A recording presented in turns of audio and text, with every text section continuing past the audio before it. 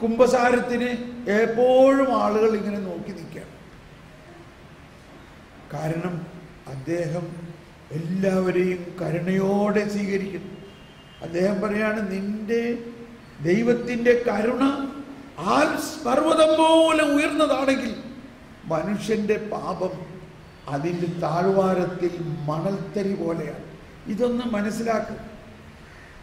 പാപം നശ്വരമാണ്. പാപം എങ്ങനെ ഉണ്ടായെന്ന് നമ്മളിപ്പോൾ കുറച്ച് പഠിക്കാൻ പോവുകയാണ്.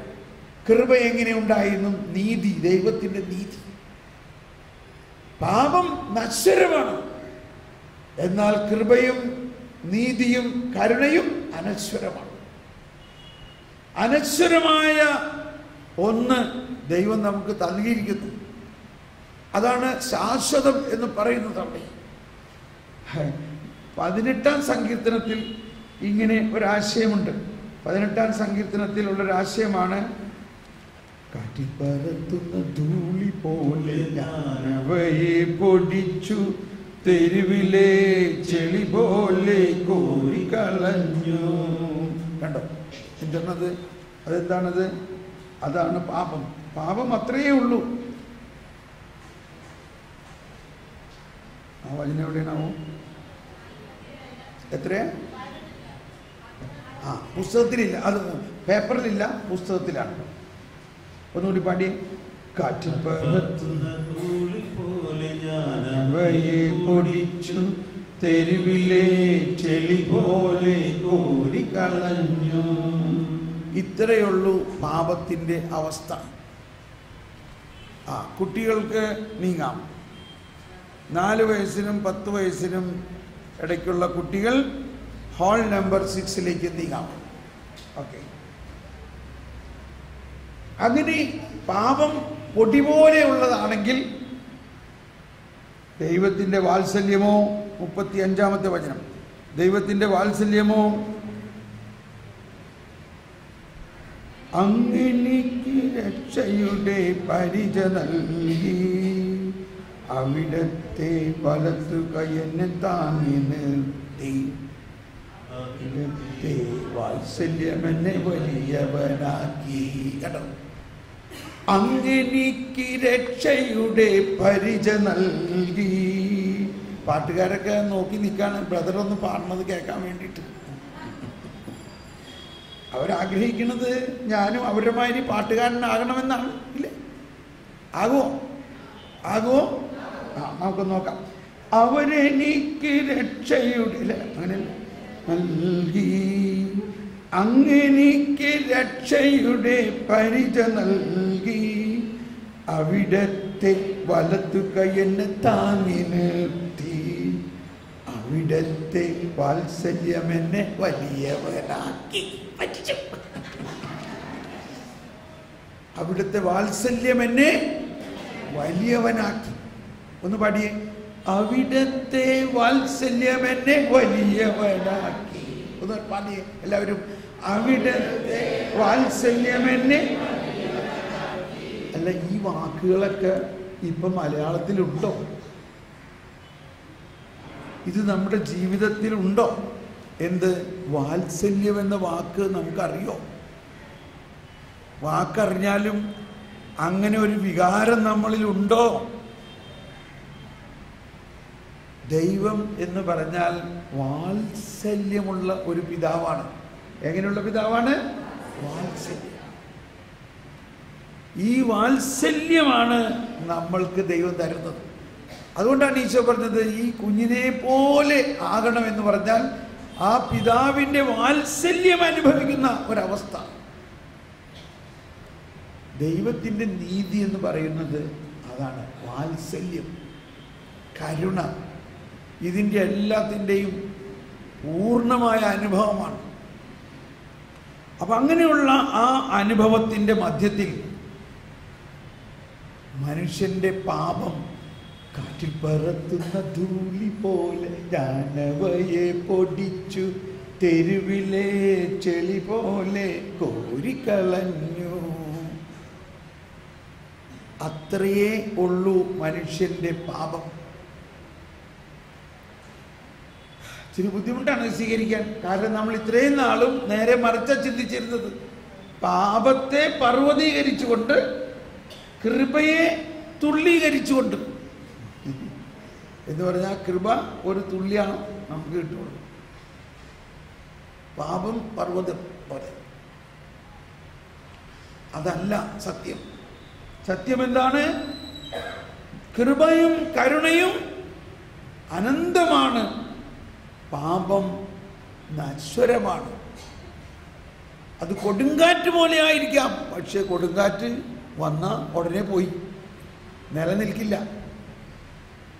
അപ്പൊ ഈ അർത്ഥങ്ങളെല്ലാം മനസ്സിലാക്കിക്കൊണ്ടാണ് ഇപ്പൊ നമ്മൾ 118-ാം സങ്കീർത്തനം തന്നെയാണ് എനിക്ക് ദൈവനീതിയെക്കുറിച്ച് ആഴമായ ഒരു ചിന്ത തന്നെ എൻ്റെ ഉള്ളിൽ ഉദിപ്പിച്ച ഒരു വചനമാണിത്. നീതിയുടെ കവാടങ്ങൾ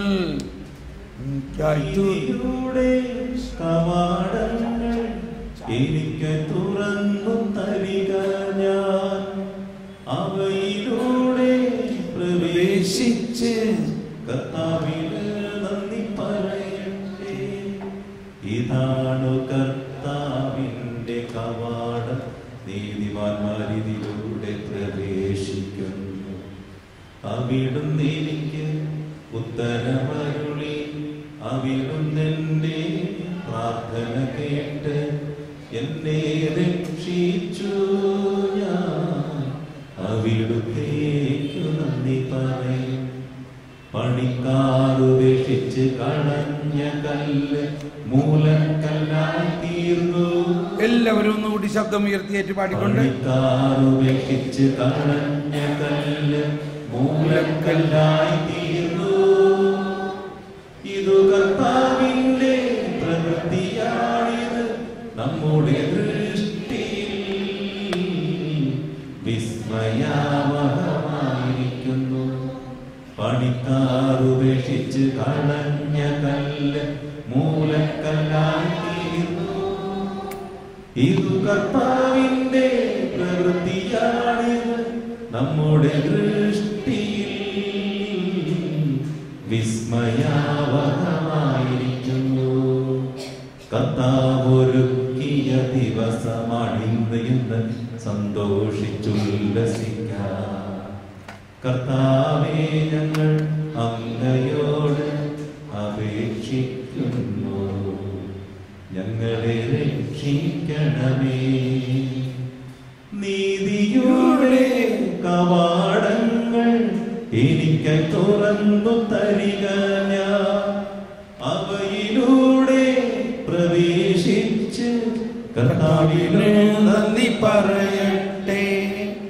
ഇതാണ് കർത്താവിന്റെ കവാടം, നീതിമാന്മാരിതിലൂടെ പ്രവേശിക്കുന്നു. ഓക്കെ, ഇവിടെ രണ്ട് കാര്യമാണ്. ഇനി ഞാൻ എൻ്റെ അനുഭവത്തിലൂടെ ഞാൻ നീങ്ങുകയാണ്. എങ്ങനെയാണ് ഈ ദൈവനീതിയെക്കുറിച്ച് എനിക്ക് മനസ്സിലായെന്നുള്ളത് വെച്ചിട്ട് ഞാൻ നീങ്ങാൻ പോവുകയാണ്. അപ്പം നിങ്ങൾക്കും അത് മനസ്സിലാകാൻ എളുപ്പമാവും. ഇത് അത്ര എളുപ്പം മനസ്സിലാവുന്നതല്ല. 25 വർഷമായിട്ട് ഫുൾ ടൈം സുവിശേഷ വേല ചെയ്യുന്ന ഞാൻ, രാവും പകലും ഇതിനെക്കുറിച്ച് പഠിക്കുന്ന ഞാൻ, കഴിഞ്ഞ 5 വർഷമായിട്ട് എനിക്കിത് മനസ്സിലായിട്ടുള്ളൂ. എന്ന് പറഞ്ഞാൽ അതിനു മുമ്പുള്ള 20 വർഷം ഞാൻ വചനം പ്രഘോഷിച്ചിരുന്നു, കരുണയെക്കുറിച്ചും വിശുദ്ധിയെക്കുറിച്ചും എല്ലാം പ്രഘോഷിച്ചിരുന്നു. എങ്കിലും ദൈവനീതിയെക്കുറിച്ച് എനിക്ക് മനസ്സിലായില്ലായിരുന്നു. ഇത് ഞാൻ പറയുന്നത് അതിൻ്റെ മനസ്സിലാക്കാനുള്ള ബുദ്ധിമുട്ട് മനസ്സിലാക്കിക്കാനും അതിൻ്റെ ഉള്ളിൽ ഒളിഞ്ഞിരിക്കുന്ന വിസ്മയനീയതയെ കുറിച്ച് ചിന്തിക്കാനുമാണ്. എന്തുകൊണ്ട് മനസ്സിലായില്ല? ഇത് കർത്താവിൻ്റെ പ്രവൃത്തിയാണിത്, നമ്മുടെ ദൃഷ്ടിയിൽ അതൊരു വിസ്മയാവഹമായ ഒരു കാര്യമാണ്. അതുകൊണ്ട് പരിശുദ്ധാത്മാവിൻ്റെ സഹായത്തോടെ മാത്രമേ ഇത് മനസ്സിലാവുള്ളൂ. അതുകൊണ്ട് നമ്മുടെ ബുദ്ധിയെ കുറച്ചു നേരത്തേക്ക് സ്വിച്ച് ഓഫ് ചെയ്ത് വെക്കുക. പരിശുദ്ധാത്മാവ്, അതുകൊണ്ടാണ് ഈ ധ്യാനത്തിൽ നിങ്ങൾക്ക് മനസ്സിലാകാനുള്ള എല്ലാ സാധ്യതകളുമുണ്ട്. കാരണം ഇതിൻ്റെ ഒരു വേറെ പ്രൊസീജിയറിലൂടെ അതുകൊണ്ട് ഞാൻ എന്ത് ചെയ്തു, ഈ വിസ്മയനീയത എന്ന് പറഞ്ഞാൽ എങ്ങനെയാണ് നമുക്ക് കിട്ടണേ, അതിനുവേണ്ടി ഞാൻ ധ്യാനത്തിന് വേണ്ടി അനവധി ദിനങ്ങൾ പ്രാർത്ഥിച്ചപ്പോഴാണ് ഈ വിസ്മയനീയമായ കാര്യം പരിശുദ്ധാത്മാവ് പടിപടിയായിട്ട് എനിക്ക് വെളിപ്പെടുത്തി തന്നു. വെളിപ്പെടുത്തി കിട്ടിയപ്പോഴാണ് മനസ്സിലാവുന്നത് ഇതാണ് പൗലോസ്ലീഹ എല്ലാം പറഞ്ഞിരിക്കുന്നത് എന്ന് അപ്പോൾ എനിക്ക് മനസ്സിലായി. എന്നാൽ അപ്പോൾ എനിക്ക് ധൈര്യക്കുറവുണ്ടായി. എന്താണ് ഉണ്ടായ ധൈര്യക്കുറവ്? എന്തുകൊണ്ട് ഇത് ആരും പ്രഘോഷിക്കുന്നില്ല? കേരള സഭയിൽ പ്രത്യേകിച്ച് ആരും ഈ ദൈവനീതിയെക്കുറിച്ച് പ്രഘോഷിക്കുന്നില്ല. എല്ലാവരും പ്രഘോഷിക്കുന്നത് ഒരു ശിക്ഷിക്കുന്ന ദൈവത്തെക്കുറിച്ചാണ്. എങ്കിലും ഞാൻ ഒരു സ്ഥലത്ത് ഇത് പറയാൻ പരിശ്രമിച്ചു കഴിഞ്ഞപ്പോൾ അന്ന് ആളുകളെല്ലാം കുറെ പേർക്ക് ഇത് മനസ്സിലായി. കുറെ പേര് വന്നിട്ട് പറഞ്ഞു, എന്തീ ബ്രദർ പറയണേ? അപ്പൊ ഞങ്ങൾ ഇത്രയും നാളും ഈ 10 പ്രമാണങ്ങളെ മാത്രം പിടിച്ചുകൊണ്ടിരുന്ന നമ്മൾ പിന്നെ എന്താ അതിന്റെ അർത്ഥം? 10 പ്രമാണങ്ങളല്ലേ ക്രിസ്തീയ ജീവിതത്തിന്റെ ആണിക്കല്ല്.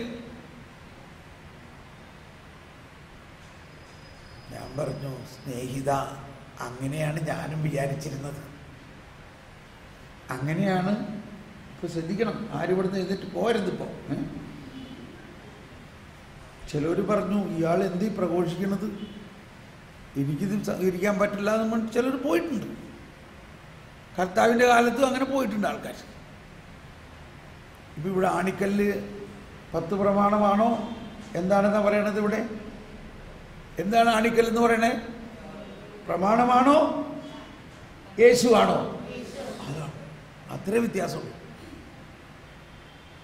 എന്താണ് ആണിക്കല്ല്? അപ്പം ഇപ്പം നിങ്ങൾക്ക് കുറച്ച് ആശയ കുഴപ്പമുണ്ടാകാനുള്ള എല്ലാ സാധ്യതയുണ്ട്. പക്ഷേ ഇന്ന് വൈകുന്നേരം ആകുമ്പോഴേക്കും ശരിയാവും കേട്ടോ. പെട്ടെന്ന് നിങ്ങൾ വിഷമിക്കരുത്. ഞാൻ തുടങ്ങണത് ഇങ്ങനെയാണ്. നമ്മൾ 10 പ്രമാണങ്ങളെയാണ് നമ്മുടെ ജീവിതത്തിൻ്റെ ഏറ്റവും പ്രധാന ഒരു നിദാനം. അതനുസരിച്ച് ജീവിച്ചാൽ നാം രക്ഷപ്പെടും എന്നാണ് നാം വിശ്വസിക്കുന്നതെങ്കിൽ അത് ഫരിസേയരും നിയമജ്ഞരും യഹൂദരുടെ വിശ്വാസമായിരുന്നു, ഇല്ലേ? അതായിരുന്നില്ലേ യഹൂദർ ചെയ്തിരുന്നത്? സമ്മതിച്ചോ? പിന്നെ യഹൂദരും ക്രിസ്ത്യാനിയും തമ്മിൽ എന്താ വ്യത്യാസം? പിന്നെ യഹൂദരും ക്രിസ്ത്യാനിയും തമ്മിൽ എന്താ വ്യത്യാസം?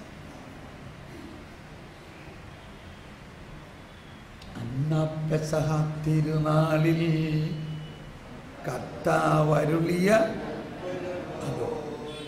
എന്താണ്?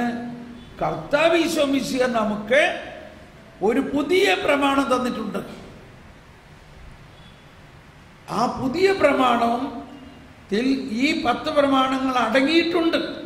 എന്നാൽ അതിനേക്കാൾ കൂടുതലായി ഉണ്ട്. അത് നമ്മൾ മനസ്സിലാക്കണം.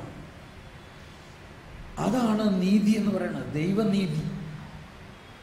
ആ അർത്ഥത്തിലാണ് ഈശോ പറഞ്ഞത്, സുവിശേഷ പ്രഘോഷണം എന്ന് പറഞ്ഞാൽ പ്രമാണങ്ങളെ പഠിപ്പിക്കലല്ല. പ്രമാണങ്ങൾ പഴയ നിയമത്തിലെല്ലാം ഉണ്ടായിരുന്നല്ലോ. പ്രമാണങ്ങളെക്കാൾ ഉപരിയായി പ്രമാണങ്ങൾ വന്നിരിക്കുന്നത് പാപത്തെക്കുറിച്ച് ബോധ്യമുണ്ടാക്കാൻ മാത്രമാണ്. എന്നാൽ ഈശോ വന്നിരിക്കുന്നത് ആ പ്രമാണങ്ങൾ ലംഘിക്കാൻ പറ്റാത്ത അവസ്ഥയിൽ, പാപകരമായ അവസ്ഥ മനുഷ്യനുണ്ടാകുന്നു, ആ പാപത്തെ ഏറ്റെടുക്കാനാണ് വന്നത്. ആ പാപത്തെ ഏറ്റെടുത്ത് അവനെ സ്വതന്ത്രമാക്കുന്നു, അവനെ അക്വിറ്റഡ്. ആ വാക്കാണ് അക്വിറ്റഡ്. ഹീസ് അക്വിറ്റഡ്. അക്വിറ്റഡ് എന്നുള്ള വാക്ക് നമുക്ക് അറിയാം. എവിടെ അറിയാം? കോടതിയിൽ അറിയാം, ഇല്ലേ? അഡ്വക്കേറ്റ് പറഞ്ഞ അക്വിറ്റഡ് എന്ന് പറഞ്ഞാൽ കേസ് തള്ളിപ്പോയിരിക്കണു എന്നല്ലേ അർത്ഥം? കേസ് തള്ളിക്കളഞ്ഞു. എന്തുകൊണ്ട് കേസ് തള്ളിക്കളഞ്ഞു? നിന്റെ കുറ്റവും അതിൻ്റെ ശിക്ഷയും വേറൊരാൾ ഏറ്റെടുത്തേക്കണം. അതുകൊണ്ട് നിന്റെ പേരിൽ കേസില്ല, നിന്റെ പേരിൽ കേസില്ല. അക്വിറ്റഡ്, ഈ വാക്കാണ് ഇംഗ്ലീഷ് ബൈബിളിൽ ഉപയോഗിച്ചിരിക്കുന്നത്. അക്വിറ്റഡ് എന്ന് പറഞ്ഞാൽ, ക്രിസ്ത്യാനി എന്ന് പറഞ്ഞാൽ അവനെ പേരിലുള്ള എല്ലാ കേസുകളും അക്വിറ്റഡ്. പക്ഷെ നമ്മളിപ്പോഴും നമ്മൾ പ്രതിയാണെന്ന് പറഞ്ഞ് ഞാൻ പ്രതി തന്നെയാണ്, ഞാൻ പ്രതി തന്നെയാണ്, ഞാൻ പ്രതി തന്നെയാണ് എന്നും പറഞ്ഞിരിക്കുകയാണ്. 10 പ്രാവശ്യം പറഞ്ഞു കോടതി, നിന്റെ പേരിൽ കേസില്ല, കേസ് അക്വിറ്റഡ്.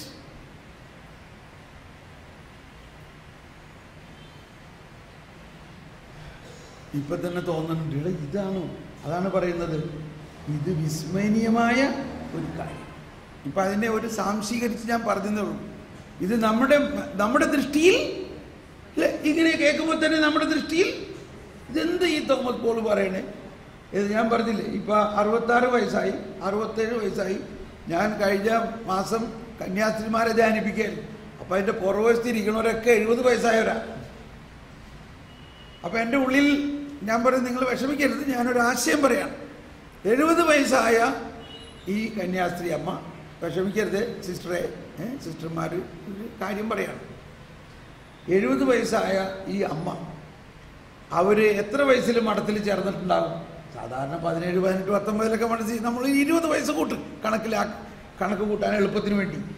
20ാമത്തെ വയസ്സിൽ മഠത്തിൽ വന്നപ്പോൾ മുതൽ എല്ലാ വർഷവും, ഇപ്പൊ ഈ ധ്യാനത്തിന് എന്താ പറയണത്? ആനുവൽ റിട്രീറ്റ് ആണ് ഇല്ലേ? അപ്പൊ മഠത്തില് ആനുവൽ റിട്രീറ്റ് കമ്പൽസറിയാണ്. അതായത് 20 വയസ്സ് മുതൽ 70 വയസ്സ് വരെ ആനുവൽ റിട്രീറ്റ് എന്തായിരുന്നു പ്രധാന വിഷയം? 10 കൽപ്പനകളെയും അതിൻ്റെ നൂലാമാലകളെ വിശദീകരിച്ച് പഠിപ്പിച്ച് ഏത് കൽപ്പനയാണ് നീ ലംഘിച്ചതിരിക്കുന്നതെന്ന് മനസ്സിലാക്കി അതനുസരിച്ച് നീ കുമ്പസാരിക്കുക.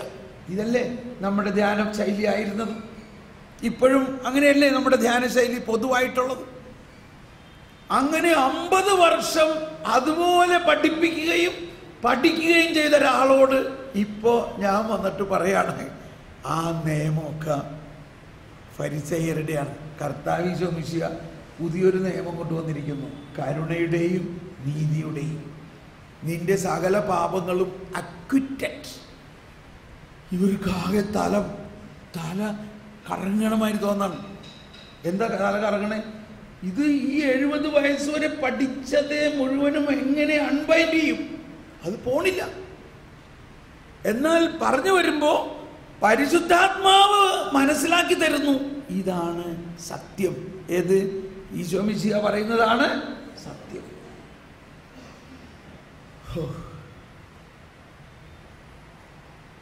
അതുകൊണ്ടാണ് അവിടെ പറയുന്നത്, ഇത് കർത്താവിൻ്റെ പ്രവൃത്തിയാണിത് നമ്മുടെ ദൃഷ്ടിയിൽ വിസ്മയാ. അപ്പൊ കർത്താവിന്റെ പ്രവൃത്തി എന്നുള്ളത് നമ്മൾ രാവിലെ ചിന്തിച്ച് വന്നപ്പോൾ എന്ത് മനസ്സിലായി? ഫരിസേയരും നിയമജ്ഞരും 10 കൽപ്പനകളെ കണിശമായി പ്രവർത്തിക്കുന്നതിലൂടെയാണ്, 10 കൽപ്പനകൾ അനുസരിക്കുന്ന പ്രവൃത്തിയിലൂടെയാണ് നീതീകരണം എന്ന് വിശ്വസിച്ചിരുന്നുവെങ്കിൽ, ഈശോ മിശിഹ വന്നിട്ട് പറയുകയാണ്, കൽപ്പനകളെ ഒന്നും റദ്ദാക്കാനല്ല ഞാൻ വന്നിരിക്കുന്നത്, വള്ളിയും പുള്ളിയും മാറാതെ അത് പൂർത്തിയാകും. പക്ഷേ അതിന് നിങ്ങൾ പ്രവർത്തിക്കുകയല്ല വേണ്ടത്, എന്നെ വിശ്വസിച്ചാൽ മാത്രം മതി. ഞാൻ അത് പ്രവർത്തിക്കും, ഞാൻ അത് പൂർത്തിയാക്കി തരും. അതിനുവേണ്ടി പരിശുദ്ധാത്മാവിനെ ഞാൻ നിങ്ങൾക്ക് നൽകും. ആ പരിശുദ്ധാത്മാവിന്റെ പ്രവൃത്തിയിലൂടെ നിങ്ങൾക്ക് ഇത് പൂർത്തിയാക്കാൻ പറ്റും. എൻ്റെ ആ ബാഗിൽ നിന്ന് എൻ്റെ ആ ഫോണിൽ നിന്ന് എടുത്ത്, മോനെ ആ ബാഗിൽ നിന്ന് ഫോൺ എടുത്ത്, ഞാൻ ഇങ്ങനെ വിഷമിച്ചിരിക്കുകയാണ്, അതൊന്ന് വായിച്ച് കേൾപ്പിക്കാനായിട്ട്. നമ്മൾ ഈ ധ്യാനം തുടങ്ങുന്നതിൻ്റെ തലേ ദിവസം, അതായത് 7-ാം തീയതി പോപ്പ് നൽകിയ പ്രഭാഷണത്തിൽ എടുത്തു പറഞ്ഞിരിക്കുന്ന ഒരു കാര്യമാണ്. കാരണം അന്നത്തെ വായന അതായിരുന്നു. അന്നത്തെ വായന പൗലോസ് ശ്ലീഹ ഗലാത്യക്കാർക്ക് എഴുതിയ ലേഖനമായിരുന്നു. ആ ഗലാത്യക്കാർക്ക് എഴുതിയ ലേഖനത്തിൽ പൗലോസ്ലീഹ ഭയങ്കര തീഷ്ണമുള്ളതിൻ്റെ പേരിൽ ചിലപ്പോൾ വിഡ്ഢികളെന്നൊക്കെ പറയും. അത് എന്ന് പറഞ്ഞാൽ നിങ്ങൾ ഇത്ര വിഡ്ഢിത്തരം ചെയ്യണോ? ഗലാത്യക്കാര് പൗലോസ്ലീഹായിലൂടെ സുവിശേഷം കേട്ട് യേശുക്രിസ്തുവിൽ വിശ്വസിച്ച് പരിശുദ്ധാത്മാവിൻ്റെ അനുഭവം സ്വീകരിച്ച അവരെന്ത് ചെയ്തു? കുറേ നാൾ കഴിഞ്ഞപ്പോൾ ചില യഹൂദ ക്രിസ്ത്യാനികൾ അല്ലെങ്കിൽ യഹൂദ പാരമ്പര്യത്തിലുള്ളവർ വന്നിട്ട് അവരോട് പറഞ്ഞു, ഈ പൗലോസ് പറയണതൊക്കെ തെറ്റാണ്. ഇതായിരിക്കും ഇപ്പം നിങ്ങൾ പറയാൻ പോണത്. ഏത്? ഈ പൗലോസ് പറയണതൊക്കെ, ഈ തോമസ് പൗലോസ് പറയണതൊക്കെ തെറ്റാണ്. പൗലോസ് പറയണതല്ല ശരി, നിങ്ങൾ പരിച്ഛേദനം ചെയ്യണം, നിങ്ങൾ കൽപ്പനകൾ കൃത്യമായി പാലിക്കണം. അപ്പം എന്ത് സംഭവിക്കുന്നു? അവിടെയാണ് പറയുന്നത്, ഇതാ ഇവിടെ പൗലോസ് പരിശുദ്ധ പിതാവ് പറയണത് പറയാം. The gift of the father. ഇച്ചിരി ഞാൻ വായിക്കാം. The Jesuit pontiff drew his inspiration from the readings of the day. Galatians-ലെയാണ് reading, which speak of the Holy Spirit. ആ റീഡിംഗ് പരിശുദ്ധാത്മാവിനെ കുറിച്ചാണ് പറയുന്നത്. The great gift of the Father. പരിശുദ്ധാത്മാവാണ് ദൈവപിതാവ് നൽകിയ ഏറ്റവും വലിയ ദാനം. The protagonist of this going forward of the church. അതായത് സഭയുടെ ആധുനികമായ ഈ മുന്നേറ്റത്തിൻ്റെ പ്രൊട്ടാഗണിസ്റ്റ് ആയ പോപ്പ് പറയുകയാണ്, without the spirit Francis want the church would be shut down within itself and fearful. ഈ പരിശുദ്ധാത്മാവില്ലെങ്കിൽ സഭ അടഞ്ഞു കിടക്കുന്ന ഒരു സംവിധാനമായിട്ട് മാറും. ഇത് പണ്ടേ മുതൽ എന്താണ്, രണ്ടാം വത്തിക്കാൻ സൂനദോസ് ഡിക്ലെയർ ചെയ്തപ്പോൾ എല്ലാവരും ആകെ അന്തം വിട്ടു. ഈ വയസ്സായ പോപ്പിന് എന്ത് പറ്റി?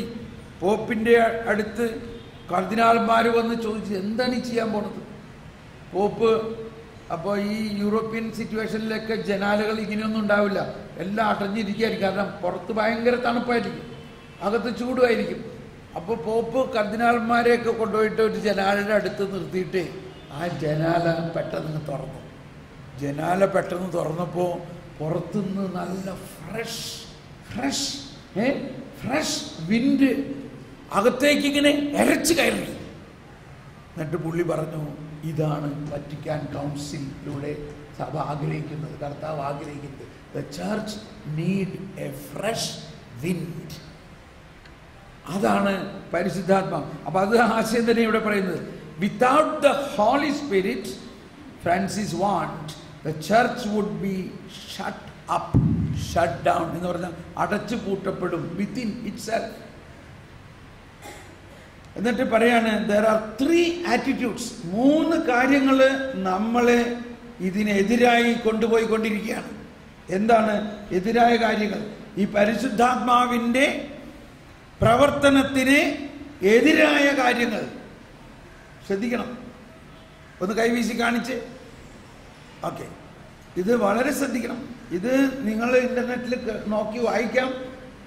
ഒക്ടോബർ 7-ാം തീയതിയിലത്തെ പോപ്പിന്റെ ഹോംലി ആണ്. In this morning homily, Pope pointed out 3 attitudes that faithful can have with regard to the spirit, which will shut down, which will create a fearful and within ourselves shutting down. The first attitude, the pontiff stressed, is the belief that one can be justified through the law and not by Jesus. കേട്ടോ, ആദ്യത്തെ attitude പരിശുദ്ധാത്മാവിൻ്റെ പ്രവർത്തനത്തെ നമ്മളിൽ തന്നെ നിർവീര്യമാക്കാവുന്ന ആദ്യത്തെ attitude എന്താ പറയുന്നത്? ഈ വിശ്വാസം, അതായത് നിയമത്തിൻ്റെ പാലനത്തിലൂടെ നീതീകരിക്കപ്പെടുമെന്നും ക്രിസ്തുവിലൂടെ അല്ല, നിയമത്തിൻ്റെ പാലനത്തിലൂടെ നീതീകരിക്കപ്പെടും എന്ന വിശ്വാസം പരിശുദ്ധാത്മാവിൽ നിന്നല്ല. Who makes sense of the law? Holy Spirit. It is the Holy Spirit who makes sense of the law. Those he specified who St. Paul rebuked in the Galatians. അതാണ് he rebuked. വിഡ്ഢികളായ ഗലാത്യക്കാരെ എന്നൊക്കെ പറയുന്നത്. He rebuked the Galatians. The Pope pointed out that these people were too rigid. അവരിങ്ങനെ കർക്കശ സ്വഭാവമാണ്. അങ്ങനെ വരുമ്പോൾ നീ ഇത് പാലിക്കണം, ഇത് പാലിച്ചില്ലെങ്കിൽ രക്ഷ കിട്ടില്ല. അങ്ങനെ കർക്കശ സ്വഭാവമല്ല ദൈവനീതി. ഈ കർക്കശം എന്നുള്ള വാക്ക് നിങ്ങൾ നോട്ട് ചെയ്തു, അത് ഞാൻ പിന്നെ എക്സ്പ്ലെയിൻ ചെയ്യാം. ബൈബിളിലുള്ള ഒരാശയമാണ്. He too rigid and are the same kind of people who attack Jesus and who the Lord called hypocrites. അവരാണ് കപടനാട്യക്കാരായ ഫരിസേയരെ എന്ന് ഈശോ പറയുന്നത്. കപടത എന്ന് പറഞ്ഞാൽ അങ്ങനെയല്ല, അവർ യേശുവിൽ വിശ്വസിക്കാതെ അവരുടെ തന്നെ നിയമത്തിന്റെ അനുസരണത്തിലൂടെ നീതീകരിക്കപ്പെടുമെന്ന് അവർ വിശ്വസിക്കുന്നു. At this attachment to the law ignores the Holy Spirit. ഒന്നും നിങ്ങൾ എഴുതി വെക്കി. Pope said October 7th in the homily, October 7th homily, എന്താ ചെയ്യുന്നത്? That attachment to the law ignores the Holy Spirit. അതായത് നിയമത്തെ മുറുക്കെ പിടിക്കുന്നവർ പരിശുദ്ധാത്മാവിന്റെ പ്രവർത്തനത്തെ തിരസ്കരിക്കുന്നു. It does not grant that the redemption of Christ goes forward with the Holy Spirit. അതായത് നിയമത്തെ മുറുക്കെ പിടിക്കുമ്പോൾ that does not grant, അത് അനുവദിക്കുന്നില്ല. ഏതിനെ അനുവദിക്കുന്നില്ല? പരിശുദ്ധാത്മാവിലൂടെയുള്ള പ്രവർത്തനത്തിലൂടെ യേശുവിന്റെ രക്ഷ നമ്മളിൽ ഗോ ഫോർവേഡ്, നമ്മളിൽ മുന്നേറുന്നതിന് അനുവദിക്കുന്നില്ല. ശരിയാണോ ഞാൻ പറഞ്ഞത്? It does not grant that the redemption of Christ goes forward with the Holy Spirit. It ignores that there is only the law. It is true that there are the commandments and we have to follow the commandments. നിയമമുണ്ട്, നമ്മൾ നിയമം പാലിക്കണം. But always through the grace of this great gift the Father has given to us, എന്താണത്? His Son and the gift of the Holy Spirit. നിയമമുണ്ട്, നമ്മൾ നിയമം പാലിക്കണം. പക്ഷേ ആരിലൂടെ? പരിശുദ്ധാത്മാവിലൂടെയും കർത്താവ് ഈശോ മിശിഹായിലൂടെയും, നമ്മുടെ സ്വന്തം പ്രവൃത്തിയിലൂടെ അല്ല. എന്തൊരു വലിയ കാര്യം ഇത്! എനിക്ക് ഭയങ്കര സന്തോഷം. എന്തുകൊണ്ടാണ്? ഇതാണ് കഴിഞ്ഞ 5 വർഷമായിട്ട് നമുക്ക് കർത്താവ് വെളിപ്പെടുത്തി തന്നത്. അതാണ് ദൈവനീതി എന്ന് പറയുന്നത്. ഇനി നമ്മൾ മനസ്സിലാക്കണം, ഇതാണ് ഈശോ പറഞ്ഞത്, ആദ്യം നിങ്ങൾ അവിടുത്തെ രാജ്യവും അവിടുത്തെ നീതിയും അന്വേഷിക്കുവിൻ, അപ്പോൾ ബാക്കിയുള്ളതെല്ലാം കൂട്ടിച്ചേർക്കപ്പെടും. ഇപ്പൊ ഞാൻ നിങ്ങളെ കുറ്റം പറയല്ല, നമ്മൾ തന്നെ നമ്മുടെ മക്കളെ ഓട് പറഞ്ഞിട്ടുള്ളതും നമ്മളോട് മറ്റുള്ളവർ പറഞ്ഞത്, നീ ഇങ്ങനെയൊക്കെ ചെയ്യുകയാണെങ്കിൽ ദൈവം നിന്നെ ശിക്ഷിക്കും. വീട്ടിൽ എന്തെങ്കിലും ഒരു പ്രശ്നം ഉണ്ടെങ്കിൽ ഉടനെ പോയി കണ്ടു. അന്ന് ഞാൻ പറഞ്ഞില്ലേ ശിക്ഷ ഉണ്ടാവുന്നു, കർത്താവ് നീ അങ്ങനെ ചെയ്തത് കൊണ്ടാണ് നിന്റെ കുഞ്ഞിങ്ങനെ ആയത്. കുഞ്ഞുങ്ങൾക്കൊരു അംഗവൈകല്യം ഉണ്ടാകുകയാണെങ്കിൽ ഉടനെ മനസ്സിലായി അത് ഒരു പൂർവ്വശാപമാണ് അല്ലെങ്കിൽ ശാപമാണ്. ഇതൊന്നും അല്ല. ദൈവത്തിൻ്റെ കരുണയും നീതിയും നമ്മൾ മനസ്സിലാക്കുമ്പോൾ ദൈവം ഒരിക്കലും ആരെയും ശിക്ഷിക്കുന്നില്ല. ദൈവം ശിക്ഷിക്കാനല്ല വന്നത്, മറിച്ച് ഒന്നെല്ലാവരും പറഞ്ഞേ, ശിക്ഷിക്കാനല്ല വന്നത്, രക്ഷിക്കാനാണ്. കൃത്യമായിട്ട് യോഹന്നാന്റെ സുവിശേഷം 3-ാം അധ്യായം 16-ഉം 17-ഉം വചനമൊന്ന് വായിച്ച്.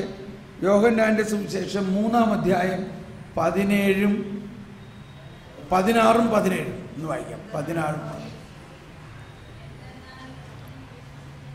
എന്തെന്നാൽ അവനിൽ വിശ്വസിക്കുന്ന ഏവരും നശിച്ചു പോകാതെ നിത്യജീവൻ പ്രാപിക്കുന്നതിന് വേണ്ടി തന്റെ ഏകജാതനെ നൽകാൻ തക്കവിധം ദൈവം ലോകത്തെ അത്രമാത്രം സ്നേഹിച്ചു. ദൈവം തന്റെ പുത്രനെ, എല്ലാവരും ഒന്ന് കരമുയർത്തി ഉച്ചത്തിൽ ഏറ്റു പറഞ്ഞുകൊണ്ട്, ദൈവം തന്റെ പുത്രനെ ലോകത്തിലേക്ക് അയച്ചത് ലോകത്തെ ശിക്ഷയ്ക്ക് വിധിക്കാനല്ല, പ്രത്യുത അവൻ വഴി ലോകം രക്ഷ പ്രാപിക്കാനാണ്.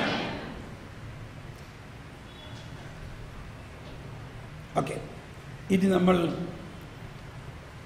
അപ്പോ ഈശോയുടെ ആഗമനത്തിലൂടെ ഈ രക്ഷ, അതായത് മനുഷ്യകുലത്തിന്റെ മുഴുവൻ പാപം ഈശോ ഏറ്റെടുത്തുകൊണ്ട് മനുഷ്യകുലത്തിനെ മുഴുവനെയും അക്വിറ്റഡ്, കേസിൽ നിന്നും വിടുവിക്കുന്നു. അപ്പൊ ഇവിടെ ഇനി മനസ്സിലാക്കേണ്ടത് 2-3 കാര്യങ്ങളാണ്. ഒന്ന്, എങ്ങനെയാണ് ഈ പാപം ഉണ്ടായെന്ന് മനസ്സിലാക്കണം. അപ്പൊ ഈശോ പറഞ്ഞു, പരിശുദ്ധാത്മാവ് വരുമ്പോൾ പാപത്തെക്കുറിച്ച് നിങ്ങളെ ബോധ്യപ്പെടുത്തും എന്ന് പറഞ്ഞത് നമ്മുടെ ഇപ്പോഴുള്ള പാപത്തെക്കുറിച്ച് മാത്രമല്ല. അതാണ് പരിശുദ്ധാത്മാവ് വരുമ്പോൾ യോഹന്നാൻ 16:8, യോഹന്നാൻ 16-ാം അധ്യായത്തിൽ 8 എന്താ പറയുന്നത്? അവൻ വന്ന് പാപത്തെക്കുറിച്ചും നീതിയെക്കുറിച്ചും ന്യായവിധിയെക്കുറിച്ചും ലോകത്തെ ബോധ്യപ്പെടുത്തും. ഇതിൽ പാപത്തെക്കുറിച്ച് എന്ന് പറയുന്നത് പാപത്തിന്റെ മുഴുവനും ആരംഭത്തെക്കുറിച്ച് അർത്ഥം. വാസ്തവത്തിൽ പഴയ നിയമത്തിലും പ്രത്യേകിച്ച് ഫരിസേയർക്കും നിയമജ്ഞർക്കും ഇത് വെളിപ്പെടുത്തപ്പെട്ടിരുന്നില്ല. ഇത് അവൻ വന്നു കഴിഞ്ഞതിന് ശേഷമാണ് ഈ ഉത്ഭവപാപത്തെക്കുറിച്ചുള്ള വെളിപാട് മനുഷ്യർക്ക് ലഭിച്ചത്. പഴയ നിയമ കാലഘട്ടത്തിൽ ഉത്ഭവപാപത്തെക്കുറിച്ചുള്ള വെളിപാട് ആർക്കും വെളിപ്പെടുത്തി കൊടുത്തിരുന്നില്ല. അതാണ് ഈ വെളിപാടുകൾക്കൊരു സമയമുണ്ട്. പല കാര്യങ്ങളും ഇപ്പൊ ഡാനിയലിനോട് പല കാര്യങ്ങൾ പറഞ്ഞു. ഡാനിയലിനോട് പറഞ്ഞു, കർത്താവേ അതെനിക്ക് മനസ്സിലായില്ല, അത് നീ ഇപ്പൊ മനസ്സിലാകണ്ട, അത് അടച്ചു പൂട്ടി വെച്ചാൽ മതി. മനസ്സിലായിട്ടുണ്ടോ? അത് മനസ്സിലാകാൻ സമയമാകുമ്പോൾ തുറന്നോളും. അതുകൊണ്ടാണ്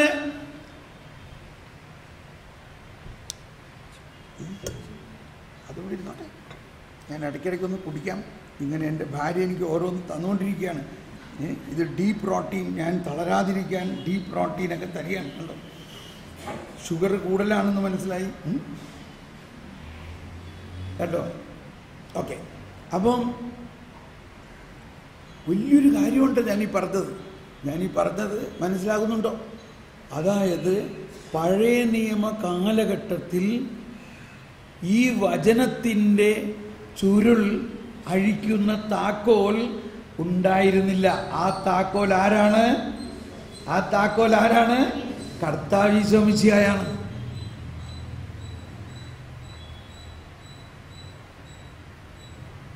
അതുകൊണ്ട് ഇന്നും വചനത്തിന്റെ ചുരുൾ അഴിയണമെങ്കിൽ കർത്താവായ യേശുക്രിസ്തുവിന്റെ ഉത്ഥാനത്തിന് ശേഷമുള്ള പരിശുദ്ധാത്മാവിലൂടെ മാത്രമേ അത് സാധിക്കുകയുള്ളൂ. ആ അർത്ഥത്തിലാണ് പന്തക്കുസ്താക്ക് മുമ്പ് തന്നെ, അല്ലെങ്കിൽ അപ്പസ്തോലന്മാർ യേശുവിനോടൊപ്പം എമ്മാവൂസിലേക്ക് പോകുമ്പോൾ യേശു നേരിട്ട് ഇതൊക്കെ പറഞ്ഞിട്ടും അവർക്കൊന്നും മനസ്സിലായില്ല. അതിൻ്റെ അർത്ഥം അപ്പോഴും ചുരുൾ അഴിച്ചിട്ടില്ല. അത് കഴിഞ്ഞിട്ട് അതതിൻ്റെ അവസാനത്തെ പടിയാണ്. അത് കഴിഞ്ഞ് പക്ഷെ അവർക്ക് എന്തോ ഒരു എരിച്ചിൽ തോന്നി അകത്ത്. എന്തോ ആരോ താക്കോലിട്ട് തിരിക്കണമാതിരി തോന്നി. ആരോ ഉള്ളിൻ്റെ ഉള്ളിലിട്ട് തിരിക്കണമാതിരി തോന്നി. അങ്ങനെ അവർ വൈകുന്നേരമായി എത്തേണ്ടടുത്ത് എത്തി. അവിടെ ആരൊക്കെ ആയിരുന്നു കൂടെ പോയിരുന്നവർ? ഒരാളുടെ പേര് എഴുതിയിട്ടുണ്ട്. ഒരാളാരായിരുന്നു? ക്ലെയോപ്പാസ് ആയിരുന്നു. രണ്ടാമത്തെ ആളുടെ പേര് എഴുതിയിട്ടില്ല. എന്തുകൊണ്ട് എഴുതിയിട്ടില്ല? എന്തുകൊണ്ട് രണ്ടാമത്തെ ആളുടെ പേര് എഴുതിയിട്ടില്ല? അല്ല, യഥാർത്ഥത്തിലല്ല. ക്ലെയോപ്പാസിന്റെ ഭാര്യയും ഗാഗുൽത്തായിലും ഉണ്ടായിരുന്നുള്ള കാര്യം വേറെ സ്ഥലത്ത് എഴുതിയിട്ടുണ്ട്. ഉണ്ടോ ഇല്ലയോ? അപ്പൊ ഈ ക്ലെയോപ്പാസും ഭാര്യയും മടങ്ങിപ്പോണ നേരത്ത് ഭാര്യ വേറെ വഴിക്ക് പോകും, ക്ലെയോപ്പാസ് വേറെ വഴിക്ക് പോകും എന്ന് വിചാരിക്കണ്ടല്ലോ. അപ്പൊ ആരായിരിക്കാം അവിടെ പോയിരുന്നത്? ക്ലെയോപ്പാസും ഭാര്യയുമാണ്. ഇപ്പൊ ഞാനും ഭാര്യയും പോകുമ്പോ ഭാര്യയുടെ പേര് സാധാരണ എഴുതാറുണ്ടോ? എഴുതാറില്ലല്ലോ. ആണുങ്ങളുടെ പേരല്ലേ? അതൊക്കെയാണ് പണ്ടത്തെ പാരമ്പര്യം തന്നെ. ഓക്കെ, അതൊന്ന് പറഞ്ഞെന്നുള്ളൂ. കാരണം നമ്മൾ വിചാരിക്കണത് രണ്ടാണുങ്ങളാണെന്നാണ്. അല്ല, അതൊരു കുടുംബമാണ്. ഒരു ആണും പെണ്ണുമാണ് അവിടെ പോയിരുന്നത്. അങ്ങനെ അവർ വീട്ടിലെത്താറായപ്പോൾ അവർ പറഞ്ഞു, ഇന്ന് ഞങ്ങളോടൊപ്പം തങ്ങ്. ഹിന്ദിയിലൊരു പാട്ടുണ്ട്, സാഞ്ച് ഹോ രഹാ ഹേ സാത്ത് രഹനാ പ്രഭുജി, ഇന്ന് ഞങ്ങളോടൊപ്പം തങ്ങ്. ഓക്കെ, അങ്ങനെ അവൻ അവരോടൊത്ത് വസിക്കാൻ അകത്ത് കയറി എന്ന് പറഞ്ഞ എല്ലാവരും, അവൻ അവരോടൊത്ത് വസിക്കാൻ അകത്ത് കയറി. അവർ ഭക്ഷണത്തിനിരുന്ന് അവൻ അപ്പമെടുത്ത് വാഴ്ത്തി വിഭജിച്ച് അവർക്ക് കൊടുത്തു. അപ്പോൾ അവരുടെ കണ്ണുകൾ തുറക്കപ്പെട്ടു. എന്ത് സംഭവിച്ചു? എന്നാൽ അവൻ അവിടെ നിന്ന് അപ്രത്യക്ഷനായി. അവൻ മുമ്പിൽ നിൽക്കണു, അപ്പം എടുക്കണു,